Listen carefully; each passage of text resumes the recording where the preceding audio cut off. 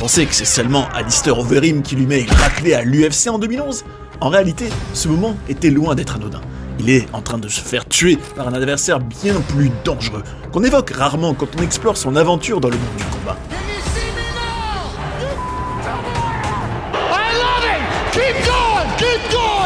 Et pourtant, Brock dit que c'est le seul contre qui il a vraiment perdu.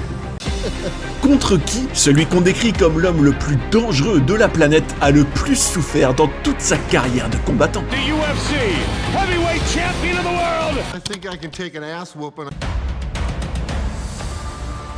Je me gavais de médicaments pour tuer la douleur, et je me suis mis à boire de la vodka, beaucoup de vodka. Je ne suis pas sûr, mais je crois que je prenais une bouteille par jour, et une centaine d'antidouleurs par mois pour accompagner ça. Voilà ce que Brock Lesnar disait sur son quotidien à la WWE, pas longtemps avant de signer à l'UFC.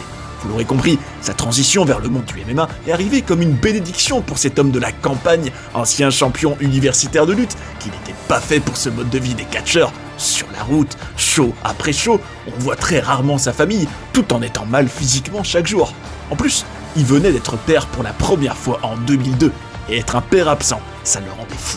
Un jour, il était même dans un avion et avait eu envie de casser la porte de l'engin et de sauter.